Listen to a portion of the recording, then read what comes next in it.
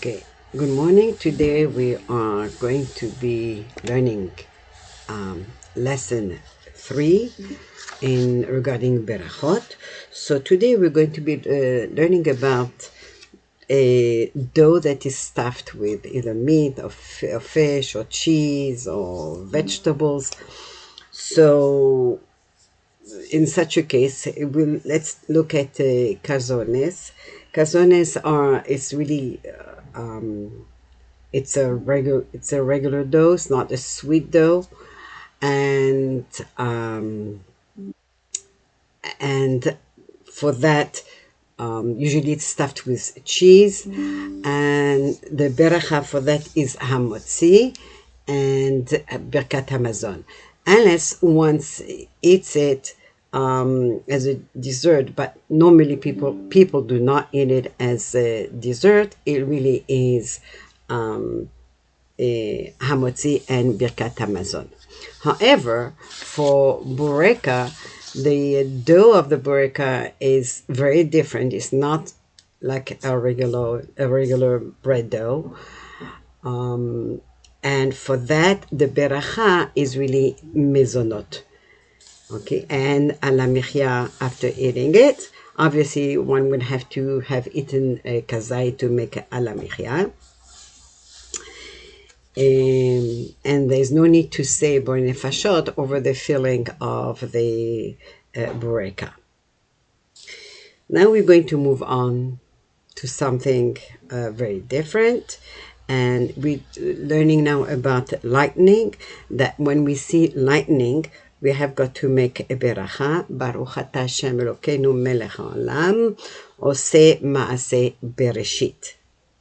When we hear thunder, we say the beracha Baruch atah Hashem Elokeinu melech haolam shekocho ugvurato male olam.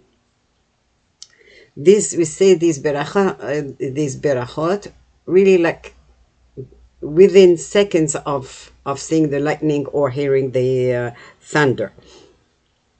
And this beracha does not have to be repeated. Just enough to say it once when there is like a storm and you hear again and again. You do not have to say it again and again. One sees a rainbow.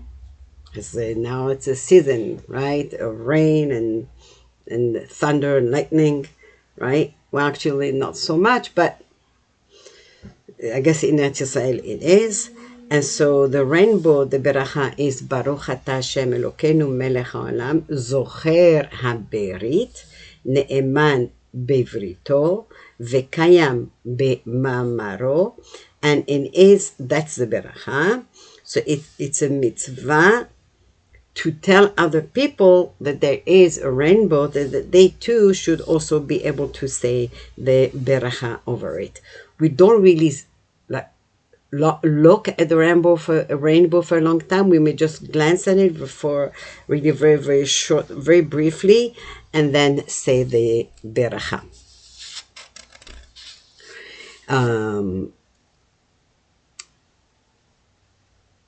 Okay. The Shabbat challah. Shabbat challah, according to Sephardi custom, challah made with honey or sugar or other sweetening agents. Like if you really feel it's sweet, right? So that challah is not hamotzi. It's a problem for Sephardim, and it's really mezonot. And so we cannot make the beracha over it on Shabbat of hamotzi lechem min haaretz, unless he actually eats a really very huge amount of challah. Then yes, he can say hamotzi on the sweet challah. But otherwise, according to Sfaradim, we cannot have a sweet challah, and even having eggs in challah is also a little bit of a problem.